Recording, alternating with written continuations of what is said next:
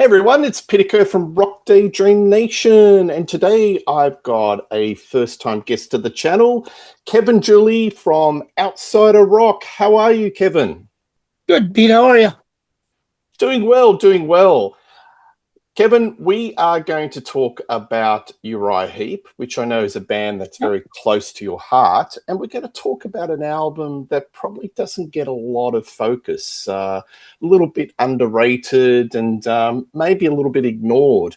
We're talking Yeah. about the John Lawton era of Uriah Heep, and I'm Yep. going to talk about the album Innocent Victim from 1977. Perhaps, Kevin, it's an album cover that doesn't quite align with the music, which we'll talk about. But Yeah.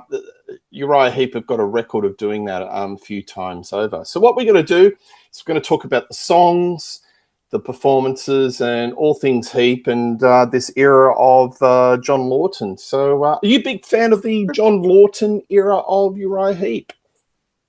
I am, but I find the albums are a bit inconsistent. But obviously they kind of chose to go in a different direction, and it was a very far from the early '70s stuff. All right, well, why don't we talk about this album? So this album came out in 1977, had Yeah. pretty well minimal impact in the UK, the US. They seem to, their core audience, the Demons and Wizard, the Magician's Birthday audience seemed to drop off.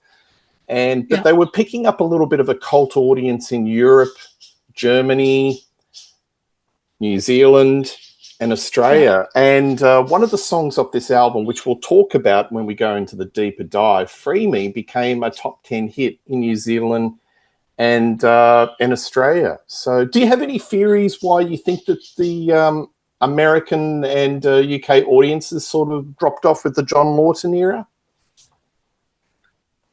I don't think they ever, once David Byron was gone and everything started changing over here, that they really couldn't recover. Like, he changed the singer, and regardless how great John was, there was no. Because I think they kind of peaked with Demons and Wizards here, so everything was kind of gradually downhill. Um, Yeah. and I don't think they're like free and easy and some of that stuff had no appeal here for whatever reason. Just never caught on, right? Yep. And they were going for a bit of a more easy listening FM Yeah, sort of audience that probably didn't align with the denim crowd or that classic rock crowd of the early 70s.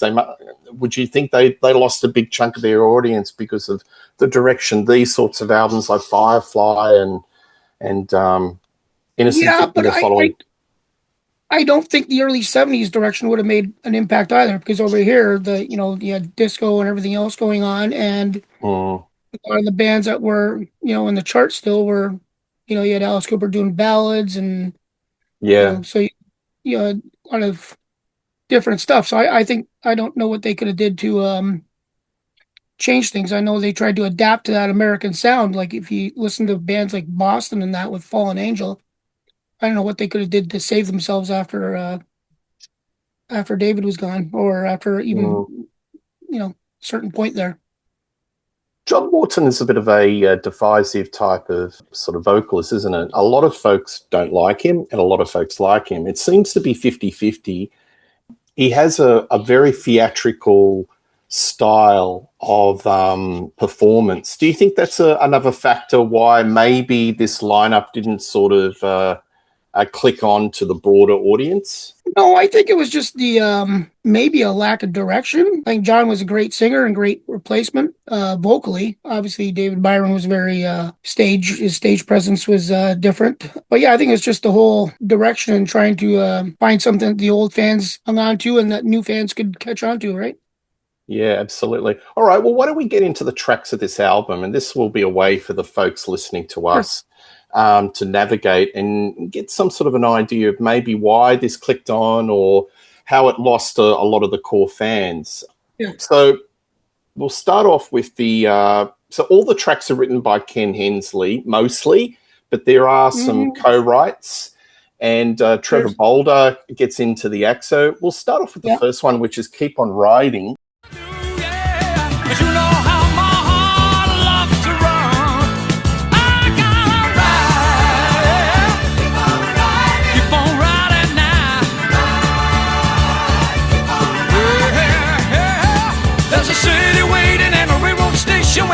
ice and snow. And an old hotel that I knew so well. It's a little... And this is a co-write between Ken Hensley, a guy called Jack Williams. Now, I did a bit of research on this, Kevin, and he's an alternative country rock singer who wrote for Greg Allman and, believe it or not, Kevin Costner, who's got a band. So there's a little bit of cred there. And, you know, when you listen to this, there's a very different sounding Uriah Heep. It's kind of funky, very jaunty. What do you think of this song? It's almost like a California style, you know, that laid back, what was going on in the late 70s and out that way. You know, things, influences like the Eagles, that sort of stuff. But yeah, it's got some funk, and John Lawton's got a bit of almost like a bit of a gospel approach in a way.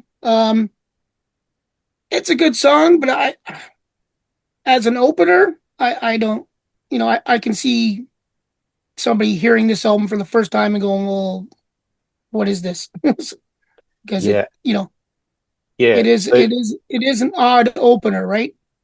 Absolutely. So think about it. You're in the record store. You look at the album cover. It looks metal, doesn't it? It's like a snake. Yeah. So you think it's going to be hard. Oh, I'd like to listen to that. So you put the record down on the turntable. You put the headphones on. And what's the first thing you do? You put the needle down on side one, track one, and you hear that and you go, oh, no, maybe not. There's a disconnect, isn't there? Yeah. Straight away. It doesn't sort of align. Yeah. But as a song, it's likable enough. It bounces along. Yeah. It's got great...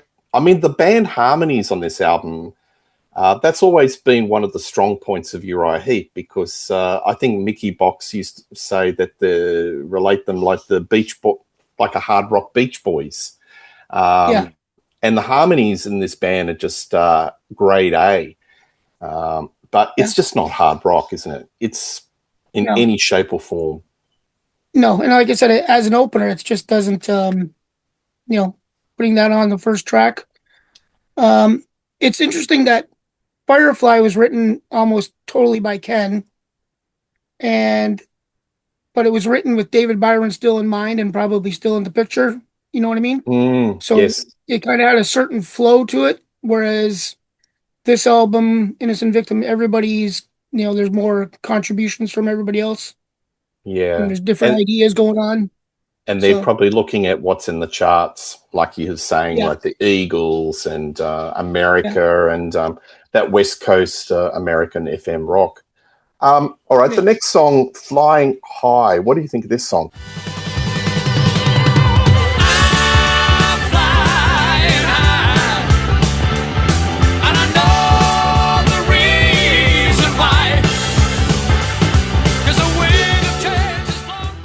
I like it. I like Ken's keyboards in it. It's very poppy and, you know, up tempo, but you know, the first three tracks are all very good songs, but they don't. To me, there's not like the one that kind of grabs you right away. But yeah, I like Flying High. It's, you know, like, you know, Ken's keyboards make it, and it's got a good chorus nut, but it's got a Moog sound, doesn't it? You know, those Moog, those early Moog sounding keyboards, which I really like. Boulder's bass playing's really up in the mix. He bubbles along, isn't he? I think whoever's behind the mixing desk, I don't know if Trevor's just, you know, getting behind the console and just pushing it up. But you always, if you put the headphones on, you always hear his bass is right up in the mix, and it adds a lot of flavor to the song. I don't mind it. Yeah, the bass on this album is up in the mix, as well as Lee's drums seem to be very clear, like very, you know, there's a little more to it. How good a drummer was he? Seriously. Yeah. His drum fills were just fantastic. I mean, a lot of people think of, I mean, his legend was solidified through Ozzy, but in Heep, people got to go to Heep and listen to just his drumming and even these little clever little drum fills in a poppy song like this. All right, so we go to the next one, which is Roller, and this is a co-write between Trevor Boulder and Pete McDonald. She's just a running, yeah, but you're on a life away. This is a really up-tempo bluesy rocker. And Yeah. I wrote down here, Heap are going into Stones territory or perhaps Spiders of Mars. So you got a bit to say about this one? Well, it's funky number, which is interesting because it was written by Trevor and Pete McDonald and recorded as the Spiders of Mars for Mars, and so it appeared as a bonus track on the CD.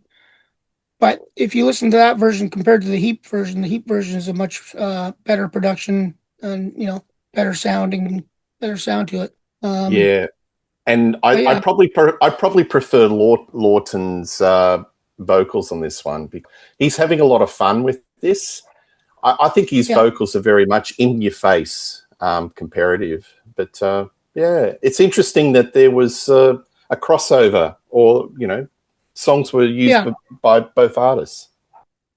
Well, I did correspond with Pete McDonald years ago, and he had said that him and Trevor got together and wrote that, as well as another one that ended up on Fallen Angel. Do you like how Mickey Box does a double track of his guitar on that? There's it adds a little bit of weight to the song. There's a bit of double track. Yeah, when the guitar, like when the chorus picks up in that and the song speeds up, yeah, it's quite a good bit heavier. From that they went from that kind of funk sound to picking it up and rocking. It would have made a good single, but I mean, Free and Easy seemed to be the obvious choice, I guess, for them, right? So yeah, absolutely. And maybe to me, when you hear it, it sounds like very 1973, 74. Yeah. A little bit glammy, a little bit, but I mean, it's Stonesy in the sense because I think when Stonesy do this sort of music, the Rolling Stones, it's timeless. So I'm just trying to think of what song off this album they could have released that would have propelled it a little bit more. I really think this is the one that just pops out to me, other than Free Me. Yeah. It's the single that needs to Yeah, it's go an out. interesting choice. Sorry, this one or Flying High, because they're both more, Flying High being upbeat. Yep. All right. The next song, Free and Easy, this is a Mickey Box and John Lawton co-write.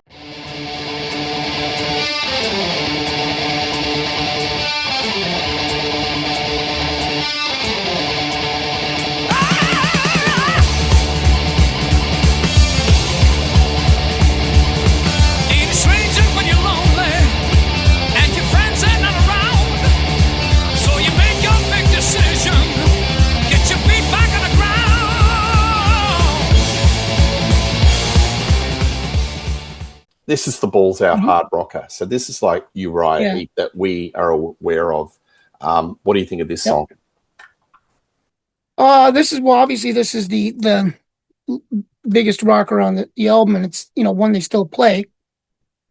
To me, this should have been the opening track. Like this would have been made an impact as an opening song for the whole album. And this was one that John wrote in large part. He told me years ago he could play enough to work out a song, but he would take it in and he would need, Mick to fix up the riff and, work it out. So, but that was mainly his song.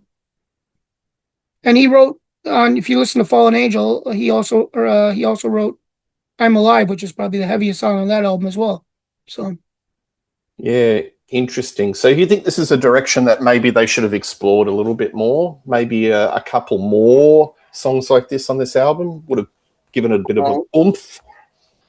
Absolutely. And and that's what John liked, right? I don't think John was too keen on doing all the light stuff that they were doing. So yeah.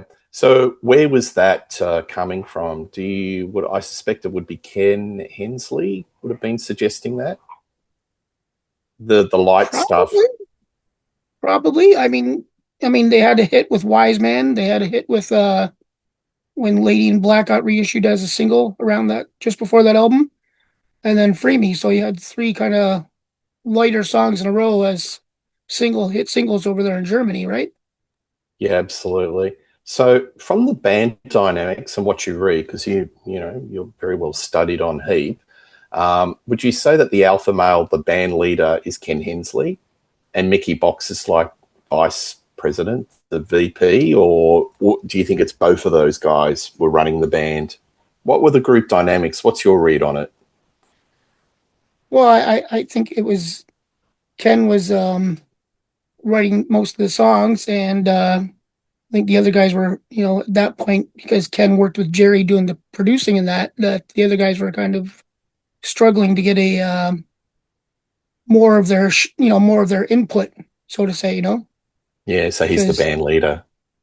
yeah, I think Trevor Boulder had said somewhere years ago that Ken was recording all these songs, and I don't know how he described them, but they were all love songs, and he didn't like them all, but because Ken wrote them, they had to record them.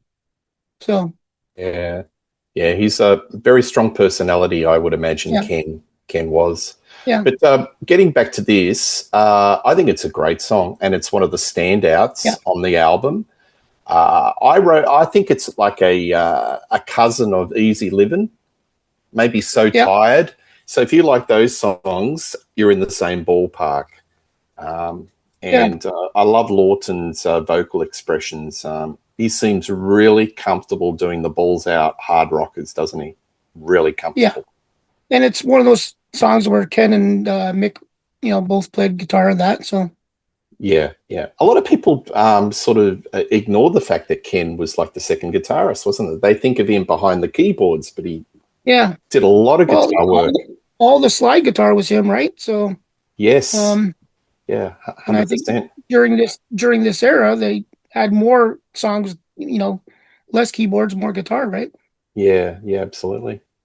All right, so we go to the last track on side one, which is Illusion, and a bit of a ballad. What do you think of this one?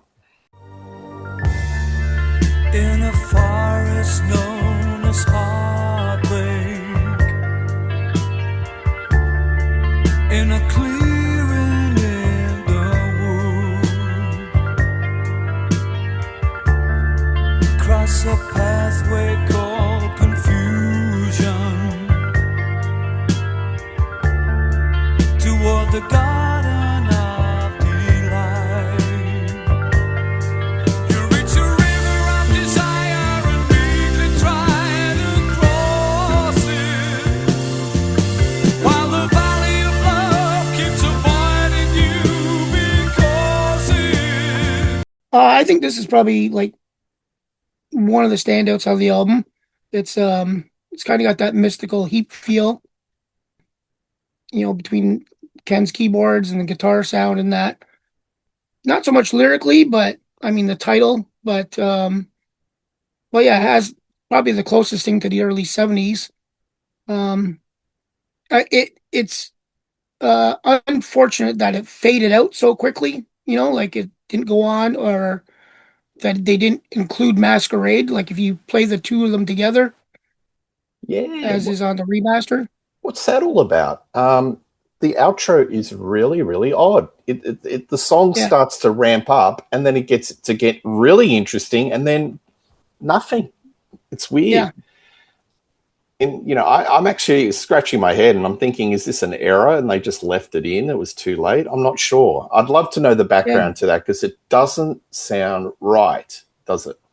yeah. It's like they had to cut a song and they just chose that one.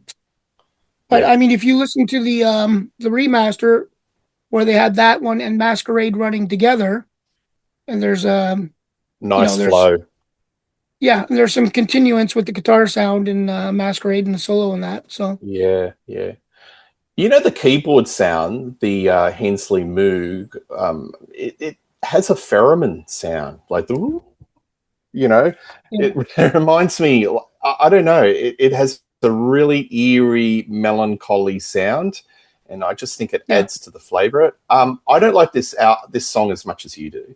I think it's a song that I enjoy at the time, but once it's over, it just doesn't have the impact that like some of the songs have. But his voice is really nice. yeah. He's got a really sweet, nice tone for the ballad. And again, when I got the headphones on and I'm listening, I always listen to the bass line of Boulder. Yeah. All through this album, Kevin, Yeah. my ears gravitate to that bass line. It's like, boop, boop, boop, boop, boop, you know. Yeah. He is such a wonderful bass player. And, it's just a joy. Yeah, I think this one, those last three albums between this one and the next two that followed were probably the best sound that they got out of him on that era, right? Yeah. You've seen Heap a few times live, I would imagine. Yeah. Did you ever see the lineup with Boulder in it? In 93 and then 93. And they played in Toronto and Kitchener nearby, so Yeah. I've seen. And then again, in 2001 or 2002, New Jersey. So Yeah, I saw them 15 years ago, and it was only a short while before Boulder passed away. So it was great that he was part of the band, and his bass lines were just fantastic. And look, to me, he's part of rock royalty, being part of the Spiders of Mars, supporting David Bowie. Yeah. So it's just, yeah. Do you find that interesting that he went from that band into a band like Uriah Heep, or do you think it's kind of logical? it's obviously a big change, right? Like it's not like with Bowie, it was all like a lot of visual and a lot of, stage stuff, and the music obviously was different, glammy and that. But I think the hard rock stuff suited him, right? Yeah. Yeah, absolutely. But he was there for a long time. He seemed very comfortable because how many people have been in Uriah Heep, Kevin? Hundreds. Yeah. It's a big family tree. And he wrote some good songs too. So and he's been there. So he seemed to, he was there for the journey. Okay, side 2. Let's get into it. Free Me.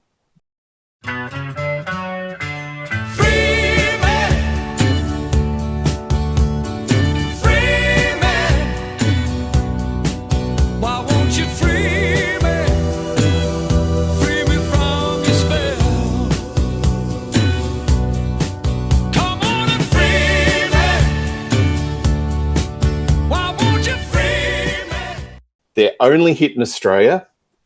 So Uriah Heep, they did chart highly with their albums, and I'm talking about the early 70s. But as a hit single, this was their top 10 hit. New Zealand, charted high in Germany.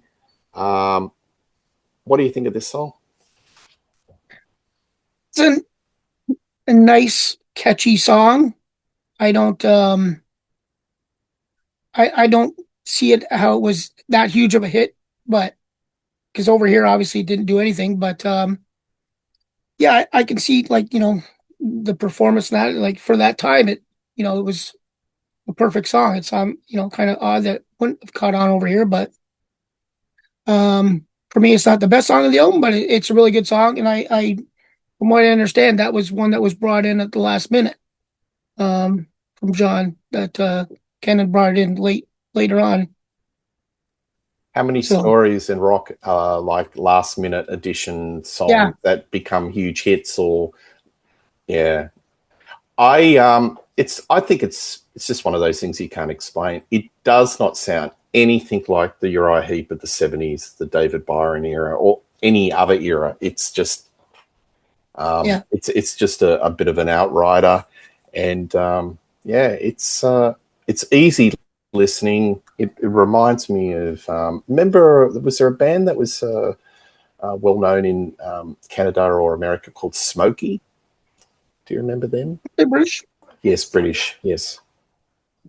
Ask Peter Golby. Ask Peter Golby about them. Okay. Yeah. All right. Well, that's another story. We might explore that one. Completely different to the Byron era of the 70s. So, but it's easy listening FM, and it's got a bit of charm, but nothing like the hard rock of Uriah Heep. Next one is number 7, Cheat and Lie. What do you think of this one? Innocent victim, heartbreaking circumstance, and I still can't get it figured out. 'Cause all you did was cheat and lie. Now you're gonna make me cry.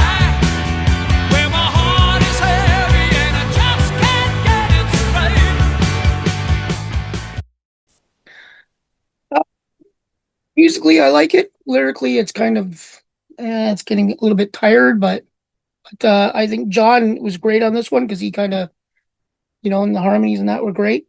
There's a lot of those songs of that era about the same sort of topic, but The um, the wronged protagonist, somebody that's yeah, been done wrong. yeah, All the promises that you repeated were never destined to come true.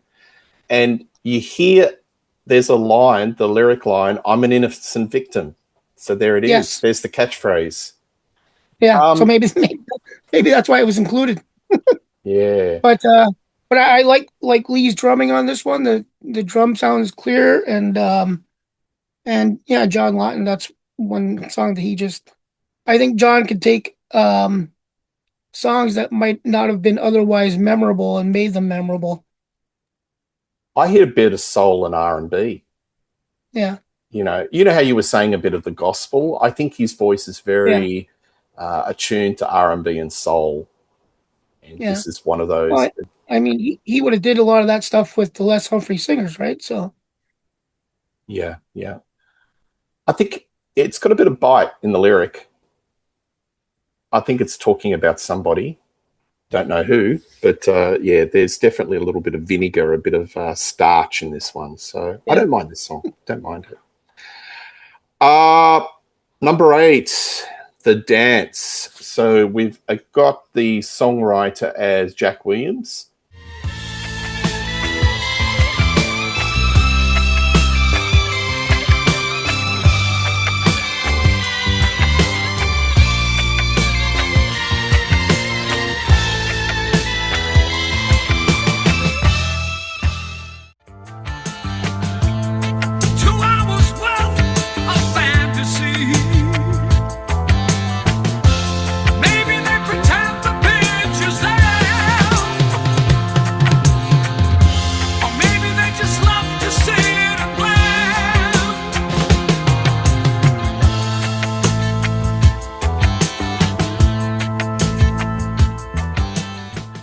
I hear a little bit of Hotel California, that guitar vibe, the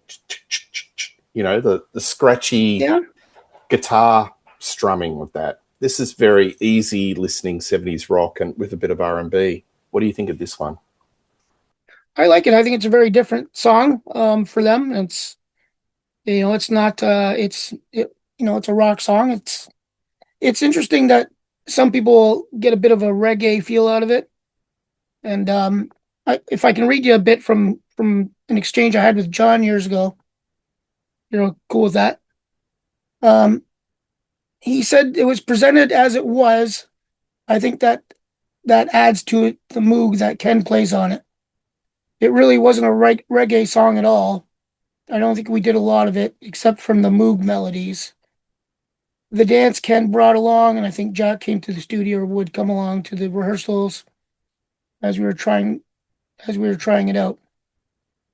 Yeah. So, and John was very positive about having Jack write in that. Like you said, a good song's a good song, no matter who wrote it. So, and yeah, and John said that the dance remained one of his favorite songs from that era. So, Yeah, interesting. Yeah. Look, a good song is a good song, but again, their core audience is the hard rock of yeah, the David Byron era, and perhaps some of these songs were just a step too far. yeah, but maybe they didn't know which direction they were going. Right. So you I got so think much, so. I think you've hit it so on the much going on nail. in this album. Yeah, it is seeking a little bit of a direction, and the Yeah, disconnect with the album cover. We got the album cover. We want to attract the core audience, but when you put the vinyl on the turntable, it doesn't kind of align. So, yeah, there's a lot of disconnects here. No, it's no. funny that each side has a lightweight opener. Yes, So, yes, yes. I think that if you want to do a little bit of a catfish, and when I yeah, say a catfish approach, put songs that are not representative of the full album, put yeah, them as track one on both sides of the album, and then the rest of the album yeah. after that. Okay. Next one is Choices. What do you think of this song? This is the final song on the album. The end of the sideshow and look back to where I had been. My eyes filled with teardrops of loneliness for the ones who'll never be free. And beyond me are choices, like a blind man feels his way. And the choice I made is simple: passion over pain. I think this was a great song. I think it very theatrical, a lot of drama going on in that. It could have gone on for longer. I think, John did a great job on this. If he, it really suited him to do that big production on it. It's very gospel in the sense, Yeah. and I know Ken Hensley became a born-again Christian, and a lot of his lyrics in the late 70s were flirting with religion and grappling with his change personally from the rock and roll heads lifestyle into that sort of area. And when I read the lyrics to this, I thought this could be a Hensley lyric. Because a lot of Firefly was a lot of the lyrics off that album was him sort of very subtly exploring his newfound religion. But it's an interesting one, and I think this really suits his voice, John Lawton. Yeah, I think Jack wrote this obviously about his own personal situation at the time. But yeah, it's to me it's another standout. And absolutely. So there you have it. We have covered the songs. Maybe we just, if you want to have a quick chat about the bonus tracks, and I'll draw to you. Well. So you got Illusion, Masquerade, which we've just covered, and then The River, an outtake. Is that, say the outtake of The River, do you think that would have been a song that should have made the cut? I thought The River was one of the best songs that from the sessions, right? Like that's kind of what the album's missing. That one more.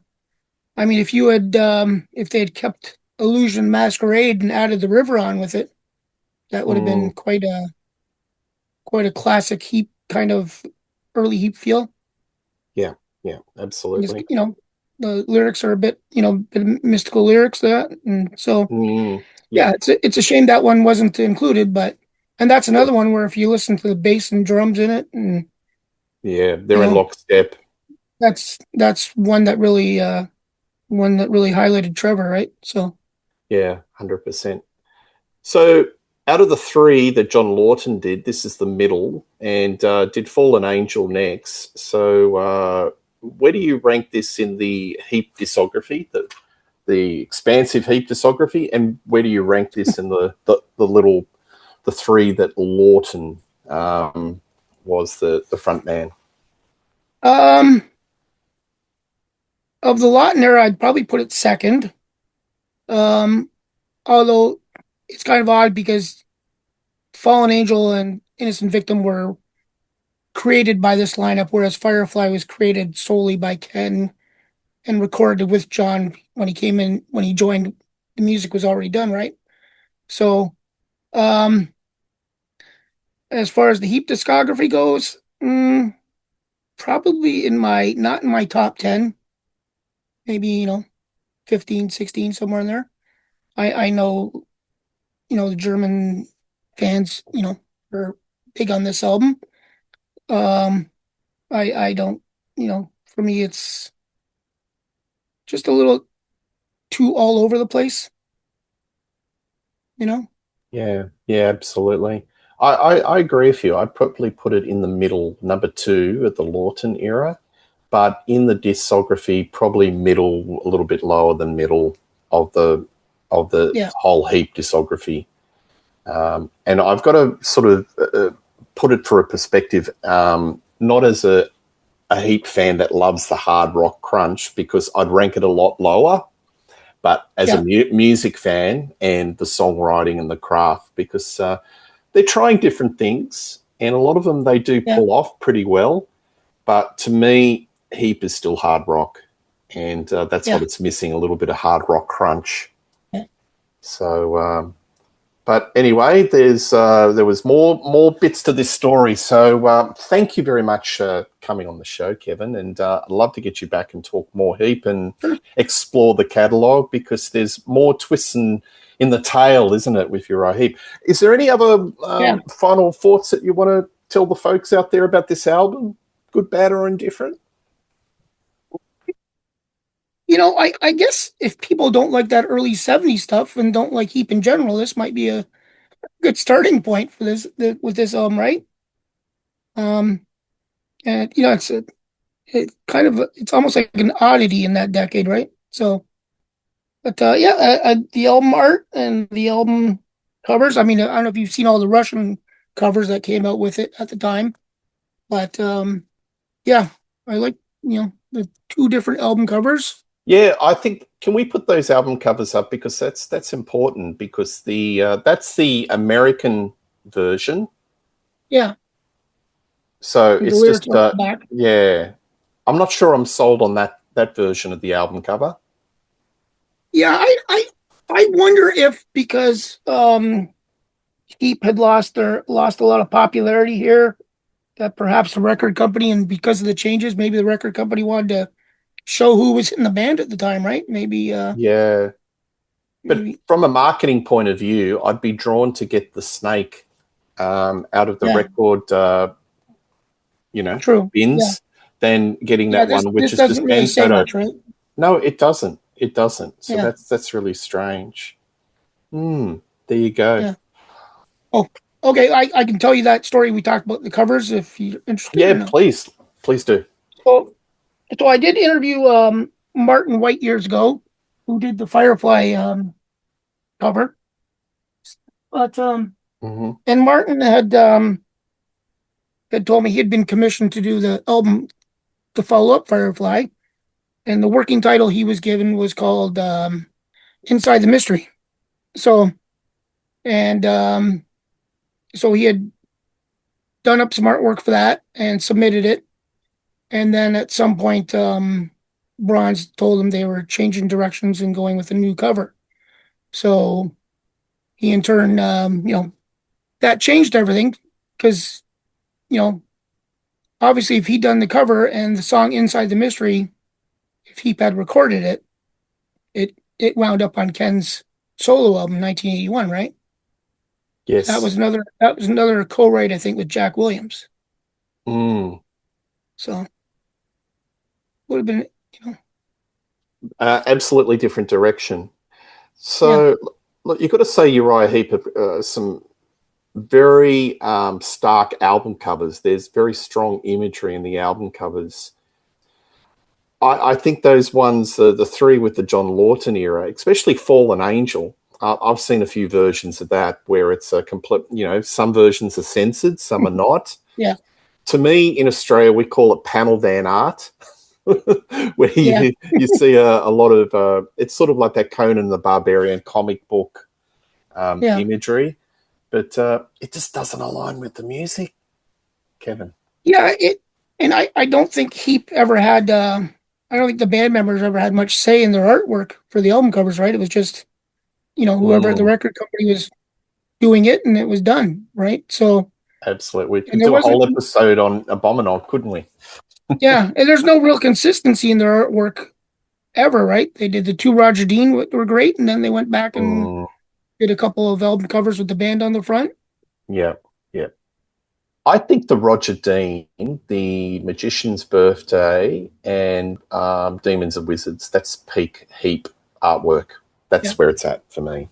I think that's probably where it was at. I even actually like Look at Yourself. I thought that was very clever, except when I collect the albums I have, the silver's like wearing.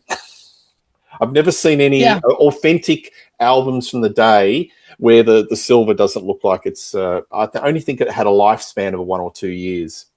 Putting it in, pulling it out of your record collection.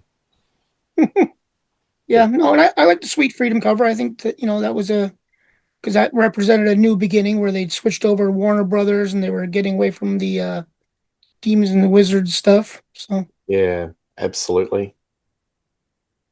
Oh, well, there you have it. Once again, Kevin, thank you for coming on the show. Tell the folks you've got this blog that you've been running for quite a few years. It's fantastic, called Outside of Rock. Have you got anything coming up that the folks should check out? And by the way, I will put the link below for everyone yeah, to have a look. a few things I have on the go are a couple of like I like tracking down album art stories. So I do have a couple of guys that I've sent out questions to as far as getting stories behind the album covers and that. Um, yeah, I haven't done much for a few weeks. I just kind of, I did a little bit of a post on the Electric Food albums, which were the forerunner to the Lucifer's Friend stuff. Absolutely. And a lot of work behind the scenes in conjunction with me with those wonderful interviews with Pete Golby and, Yeah, joining Rainbow and not joining, and leaving the band and his new yeah, album. So a lot of work and watch this yeah. space. I'm sure there's going to be some more Pete Golby news or more Pete Golby Well, in yeah, 2026. I think he's got something else still, he's open for. So Yeah, absolutely. All right. yeah, So, yeah, check it out. Outside of Rock. Kevin, once again, wonderful to get you on the show. Folks, yeah. tell us Thanks very what you much, Pete. think. Oh, absolutely. Folks, tell us what you think of this album. Put your comments, good, bad, or indifferent. Please like and subscribe to Rock Daydream Nation, and more coming in 2026 and beyond. All the best, and cheers. See you later. Thanks, Pete. Bye. We'll see you. Bye.